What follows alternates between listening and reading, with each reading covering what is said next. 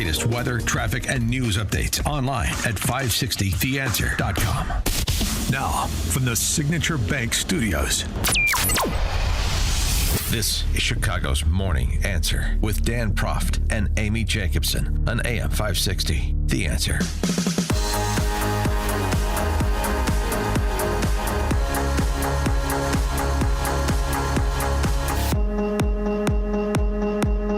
Top of the morning, Dan and Amy.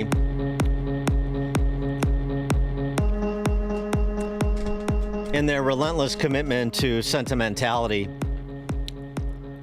the Neo-Marxist Party, as represented in this instance by Minnesota Senator Amy Klobuchar, brought Felicia to Capitol Hill to testify. Felicia is a Zoftig single mother of four who counts on SNAP benefits to put food on the table. And those mean old Republicans are trying to take food out of the mouths of Felicia and her kids. So we're led to believe. I am a single mom of four who are ages 21, 17, 12, and 11. 21. I would like to tell you my story on how SNAP benefit has helped me. 21-year-old can work himself. Go ahead. You're doing good. Wow. Yes. When I had my oldest daughter 21 years ago, I was working 3 jobs. One job alone, I had to pay childcare. Another one to pay food, and which wasn't enough, and one to pay the bills, and I still struggled a lot. Moving forward, I am now working a full-time job as a bus monitor, and I'm a driver who transports students to specialized schools in Kansas City. As an employee of the school district, I only get paid once a month.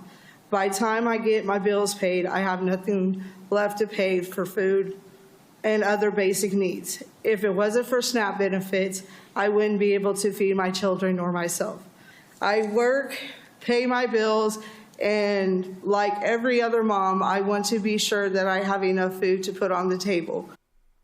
You read that statement that Amy Klobuchar prepared for you very well, Felicia. Amy Klobuchar's staff.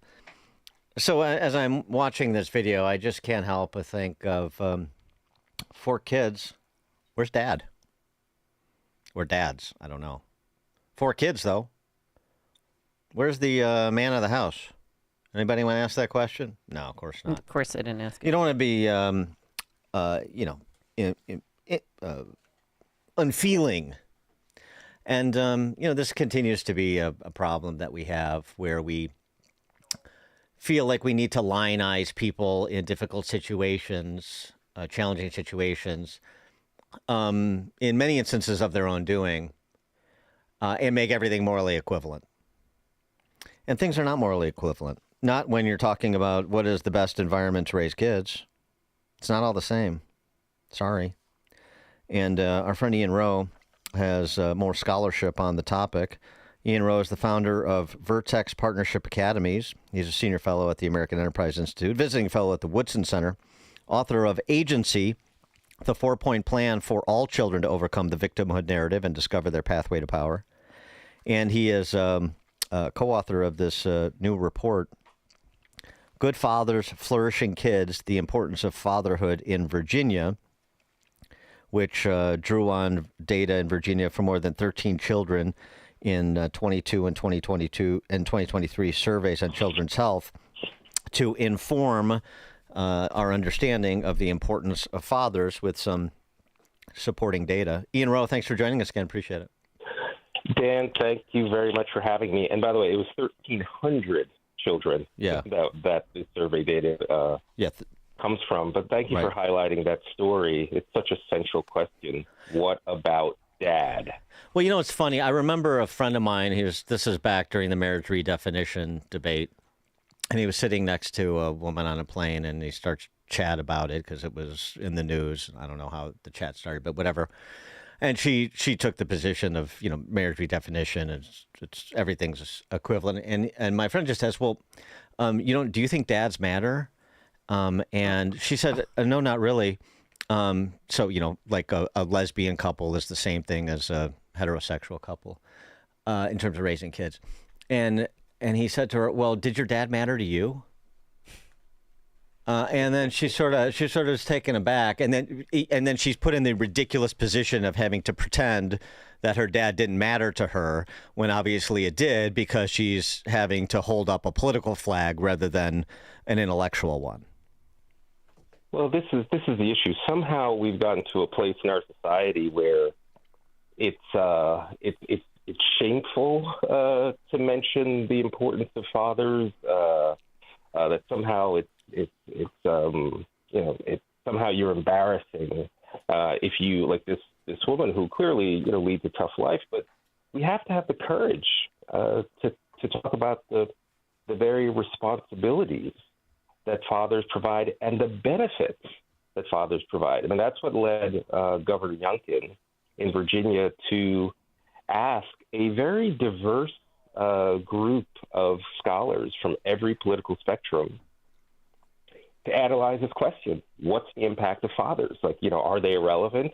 And we are on the eve of Father's Day, so I'd love to say, happy Father's Day to all of your listeners. And also, frankly, thank you to all the moms who make fathers more engaged, because I'm about to share with you some statistics.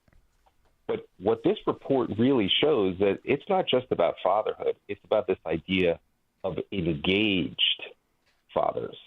Yeah, well, Go ahead. No, well, you're focused on Virginia, and you wrote that 1 in 4 Virginia children live in a home without their biological fathers. That's a lot higher number than I thought. It's unfortunate. There are too many kids growing up in situations where they're either they're not living with their dads at all, or they have estranged relationships. What we were able to find was that when you look through this national surveys of children's health, there was a real difference between the outcomes for kids relative to fathers who were engaged, as defined by fathers who ensured that the family ate together at least 4 days a week. Actually, quite a very simple indicator, and the fathers also self-reported that they handled the demands of raising children, quote, very well.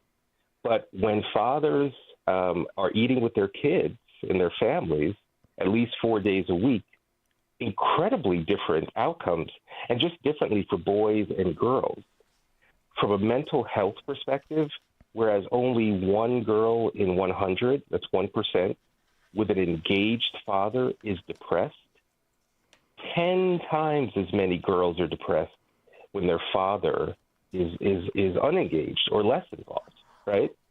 That's how it affects girls from a mental health perspective. Boys who are more prone to what's called externalizing, behavioral outbursts, less than a quarter of boys with engaged fathers, 22%, are likely to get in trouble in school if they have a father engaged, relative to more than a third, 35% of boys with less involved fathers. So it's just very interesting. Engaged fathers matter to both boys and girls.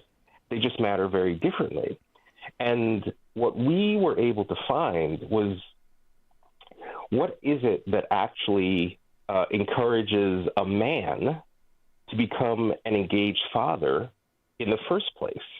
Because there are also very differences, not only when the father is engaged, but also when it's a married couple. And in fact, we have all sorts of discussions around race in our country. It turns out that more than 85% of the kids in this survey who are being raised in a married, intact family get mostly A's and B's in school, right? But kids, black or white, black and white, but kids, black and white, who were not being raised in a married family, fewer than 2/3 of black and white children from unintact families get good grades. The point being that family structure matters even beyond race. So this discussion about not only the roles of fathers, engaged fathers, and then one step further, married fathers, married parents. We just have to have the courage to talk about this if we really care about outcomes for kids. Well, we can do a workaround with respect to this whole marriage thing, just by like family leave for men, paid family leave for men, and reforms to child support, and then that'll close the gap between the unmarried and the married, right? Yeah, this is where the argument really falls down, because we lack the courage to really just focus on the ideal. Look, we all recognize that situations happen where a child will be born and the parents don't get along, and so there is reality in the sense of, are there interventions, whether it's better child support? Sure, I'm sure there are things we can do at the margin. But as you just said, these are not all morally equivalent in terms of family structure. And so there is a movement afoot to try and say, no, it doesn't matter to a kid if their parents are married. Let's treat all types of fatherhood the same. And in fact, there's a movement afoot to say, well, fatherhood should be its own institution, independent of marriage, and even independent of the father living with the kid. Let's treat those all the same. And if we just have these technical interventions like family paid leave, somehow that'll make up for the difference of what a kid gets when they're raised in a married two-parent household. The fundamental flaw in this new ideology to create fatherhood as its own independent institution is that it forgets the idea that marriage is the institution that first bonds the man to his spouse, even before children are present. That's the essential bond that then says when those two people come together and have a child, they now have this dual commitment to the child. By saying that, we're not denigrating single mothers. We're not saying that they're bad people. But this is the ideal that we should be encouraging, certainly all young people, to aspire to, and not to create this false equivalency where somehow any behavior is okay. And so we have to hold dads accountable. We have to encourage more young people to, when they think about family formation, they think about things like what we teach in our schools, something called the success sequence. Yeah. Which says that if a young person gets their high school degree, then a full-time job of any kind, so they learn the dignity and discipline of work, and then if they have children, if they get married first, that series of decisions, education, work, marriage, then children, in that order, 97% of young people who follow that series of decisions avoid poverty. And it is very likely that their children will avoid poverty as well, to break the cycle that, unfortunately, that mom that you talked about at the beginning of the show, it's unfortunate that it is far more likely that her kids are going to face the kind of existence that she has had. Well, right, and the government is just doing a bang-up job raising kids, isn't it? I mean, nobody believes that. Nobody believes that, and yet you have these model-in presentations for the idea of continuing to expand the welfare state and subsidize dependency, and then subsidize generations of dependency. Well, it's all in this category of luxury beliefs where people, they'll say one thing, but they would never do this in their own lives. And it comes from this sort of weird empathy or weird compassion to say, no, we can't criticize these family structures. They're all the same, but they have real consequences. There's a sociologist, Kathy Eden, who's done a lot of research on this front, and she's coined this term, family go-round. And the family go-round is what occurs when, a couple will have a child outside of marriage, and there's this phenomenon of what she calls reparenting, where basically both that mom and the dad, right, these single parents, will go on to have more children with different people, so that more than half of children born to unmarried parents will see their moms or dads form up to 4 or more romantic relationships during the first 5 years of the kid's life. Those are real consequences. While we're having these attitudes of like, no, it's all fine, they're all the same, they're real adverse impacts to kids. And so when I appeal to folks who feel like, no, we're being too judgmental, it's not being judgmental. We're just sharing actual data and actual evidence of the environments that really matter to kids. And by the way, and by the way, I mean, just to refresh, I know you've been on the show many times, but to refresh people's recollection, I mean, Ian Rowe is not an Ivy Tower intellectual. He's an intellectual, but you're a practitioner too. So you see this in the real world in the schools that you run. Of course. I mean, I run schools, for the last 15 years in low-income communities in the Bronx. And unfortunately, the non-marital birth rate in the community where we currently have our high school is 85%. Nearly 9 in 10 babies that are born outside of marriage. Now, of course, it's always important to say that simply because a child is born to a single parent, that's not a guarantee of failure, nor is it that if a child is born to a married two-parent household, that's a guarantee of success. Of course. But even with that caveat, the data is overwhelming what the likely outcomes for the kids are that are born into impoverished single-parent situations. So we just have to be honest. And we have to help young people think differently. So even if they were born into that situation, it's not about the family that you're from. It's about the family that you're on the pathway to form.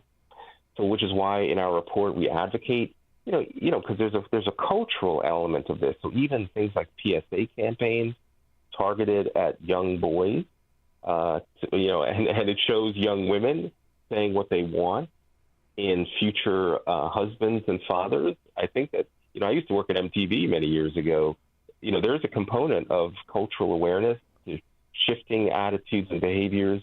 We should be teaching the success sequence in schools.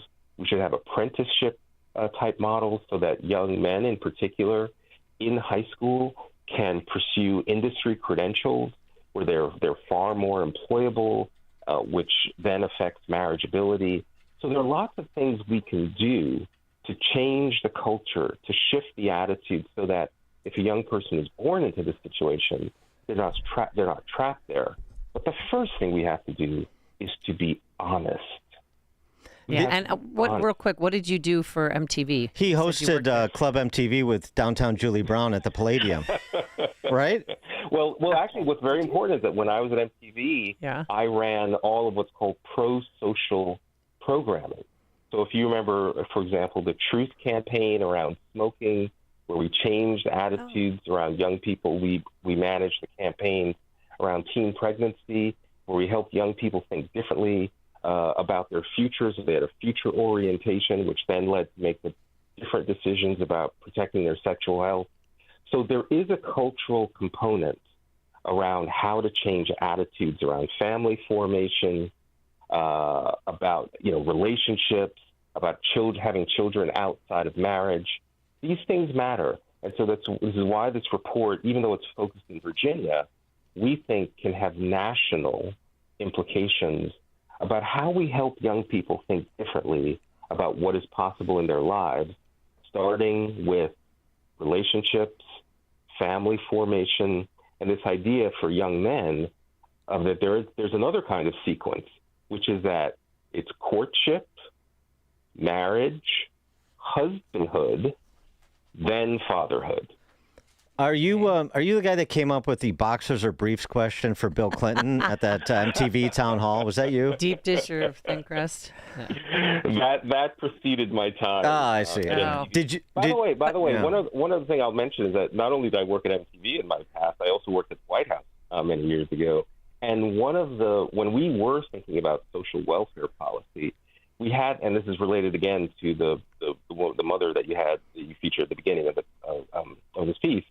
we had this philosophy of the 3 T's when it came to social welfare policy: timely, targeted, and temporary. So timely meant, if you're going to help people with public benefit, get it to them, when they actually need it, right? So timely. Targeted meant let there not be a lot of bureaucracy, let it actually go to the people that need it. And then temporary, meaning that it's short-lived, that you're trying to do things that give a person a leg up. They may need some temporary assistance, but it doesn't become a way of life. And the thing that really strikes you about that conversation, that testimony, when that mother says, I really need these benefits to survive, where in there is the temporary component? Because right, she's got a 21-year-old daughter, right? Dignity, yes. Timely, targeted, and temporary. Well, the other thing too on this, and you know this, Bob Woodson makes the point all the time, all these poverty programs did was fund the poverty program bureaucracies. And so even the well-intended, what you end up doing is creating dependency both in terms of the middlemen, the bureaucracies, as well as the recipients. And so it's exponentially more than would have been originally predicted, particularly when it's open-ended. It's a fact. And again, this isn't theory. There are many, many studies that show that perverse incentives, like offering welfare benefits with, for example, without any work requirement or any sort of temporary provision, leads to dependency. And unfortunately, it contributes to a cycle of deprivation, which is why you see intergenerational transmission of disadvantage. For many of us who run schools or work on reports like we just do, we're not doing this to be callous people. We care very much for that mom. I don't want her to be in that situation. Most importantly, I don't want her 4 children to be in that situation. But the way that we prevent this from happening in the future, it's got to start with an honest appraisal of the importance of family structure, the importance of mothers and fathers together in a commitment first, even before they have children. And again, I will say this again, this is not demonizing single parents, but you cannot ignore the data of what happens when kids are raised in different types of family environments. On the margins, we should assist when the things aren't ideal, but we have to keep pushing for the ideal. Ian Rowe is the founder of Vertex Partnership Academy, senior fellow at the American Enterprise Institute, visiting fellow at the Woodson Center, author of Agency, the 4-Point Plan for All Children to Overcome the Victimhood Narrative and Discover Their Pathway to Power, Agency, the 4-Point Plan.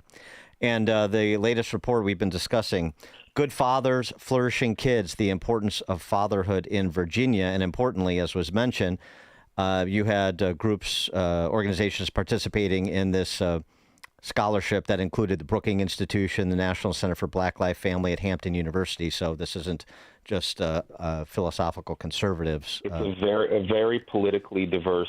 Yes. When we've got American Enterprise Institute, Brookings, National Center for Black Institute for Family Studies. This is coming from a place of there is consensus on this. Fatherhood matters, but the type of fatherhood.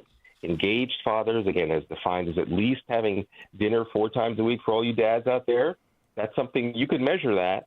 But then what is it that leads fathers to be engaged? Marriage. And, so we need good moms and good dads. Ian Rowe, together. Thanks as always, Ian. Appreciate it. Thank you, Dan and Amy. Yep, and happy Father's Day. And he joined us on our turnkey.pro answer line. Coming up on Chicago's Morning Answer. At 7:37, we'll return to our distillation of what was offered up by Governor Pritzker and the other sanctuary state stooges at 7:37. And there was a moment of levity, but now let's head back into that newsroom. Here's Nikki Whaley. Good morning. It's 64 degrees in Chicago in the AM 560 The Answer newsroom. I'm Nikki Whaley.